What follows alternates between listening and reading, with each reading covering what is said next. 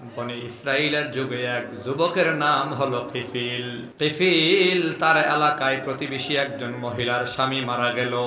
বিধবা মহিলা সন্তানগুলো নিয়ে বড় অসহায়, ঘরের ভেতরে খাবার নাই।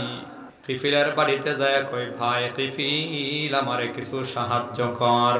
কিফিল অনেক ধনী মানুষ, আরে ভাই কিফিল আমারে কিছু সাহায্য কর। ধনী হলেও কিফিলের আবার মনের ভাবনা বড় খারাপ ছিল, অসৎ চরিত্রের ধনী।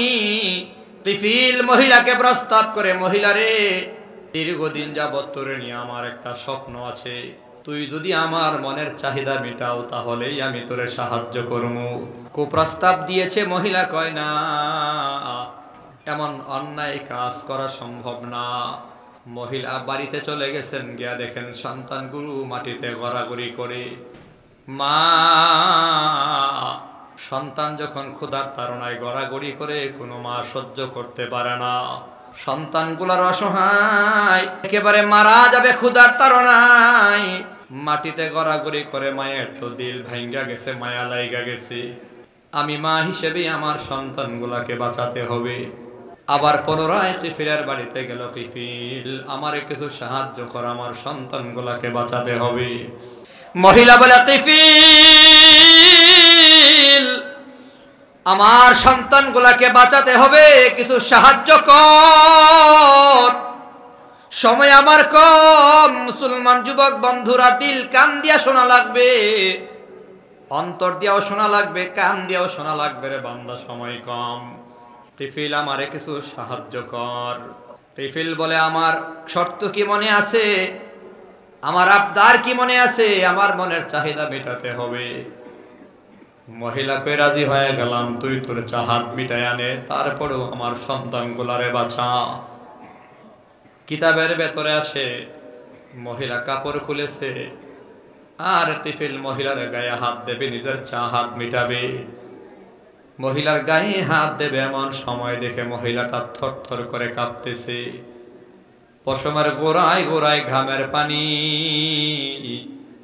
দু চোখ থেকে গাল বেয়ে টপ টপ করে চোখের পানি পড়তেছে।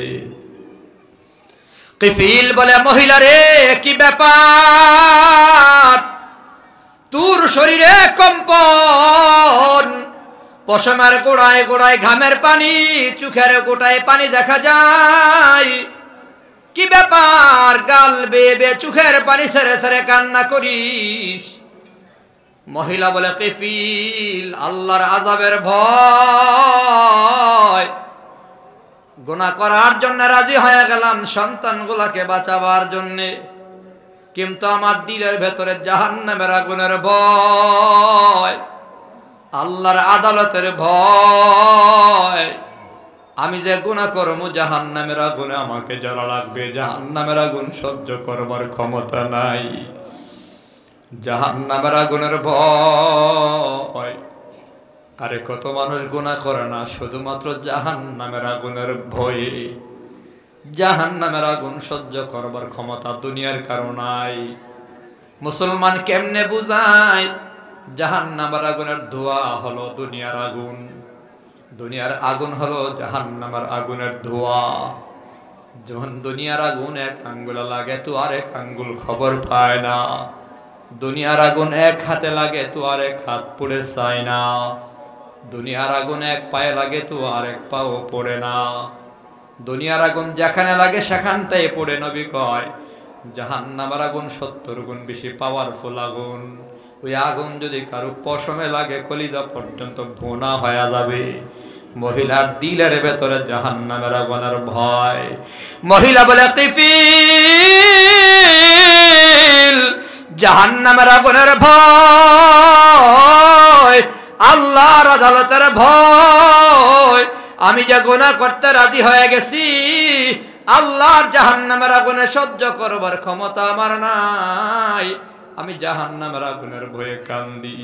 কিফিল তখন টাকা দিয়া মহিলারা বিদায় কইরা দেয়। টাকা দিয়া বলে, যা বোন যা, আমার সাথে অন্যায় করা লাগবে না। তুই অভাবের ভেতরে পড়ার পরেও আল্লাহর আদালতের এত ভয়, জাহান্নামের আগুনের এত ভয়, এত ভাবের ভেতর থাইকাও তুই আল্লাহর আযাবের কথা বলিস না। আমারে আল্লাহ ধনী বানাইলো, আমি আল্লাহরে ভুইলা গেলাম, জাহান্নাম ভুইলা গেলাম। বোন, তোর আল্লাহর ভয় দেখা আমার দিলটার ভেতরও আল্লাহর ভয় ঢুকে গেছে। যা যা অন্যায় করা লাগবে না। কিফিল মহিলাকে বিদায় কইরা জঙ্গলের দিকে রওনা করে। জঙ্গলের ভেতরে জীর্ণ শীর্ণ ঘর, দরজা লাগায় সাজদায় কইরা কিফিল আল্লাহরে ডাকে, আল্লাহ দুনিয়ার কেউ আমারে পছন্দ করে না, আয় আল্লাহ তুমি ছাড়া কেউ নাই। দুনিয়ার সবাই আমার পাপী জানে, পাপিষ্ঠ হিসাবে চিনে। আমার মা বাবাই আমারে পছন্দ করে না রে আল্লাহ। আমার বিবিও তো আমারে বিশ্বাস করে না। আমার সন্তানের কাছে আমি একজন পাপিষ্ঠ বাবা। ও মালিক, তুমি আমারে মাফ করিয়া দাও। তোমার দরবার ছাড়া কোনো দরবার আমার নাই। সাজদায় পড়ে কিফিল কান্না করে। আল্লাহর নবী বলে, আত্তাইবু মিনাজ যামবি কামাল্লা যামবালা। কেউ যদি তওবা করে তার গুনাহগুলো এমন ভাবে ক্ষমা করে দেওয়া হয়, আমল নামায় গুনাহের চিহ্ন পর্যন্ত থাকে না। ইয়া ইবাদিয়াল্লাযীনা আসরাফু আলা আনফুসিহিম লা তাকনাতু মির রাহমাতিল্লাহ। আল্লাহ বলে, বান্দা আয় আয়, যত গুনাহ করেছো বান্দা সব গুনাহ নিয়া আমার দরবারে আয়। আমি সাত্তারুল গায়ুব, আমি গাফফারুজ যুনুব। আমি আল্লাহর কাছে ক্ষমা চাও।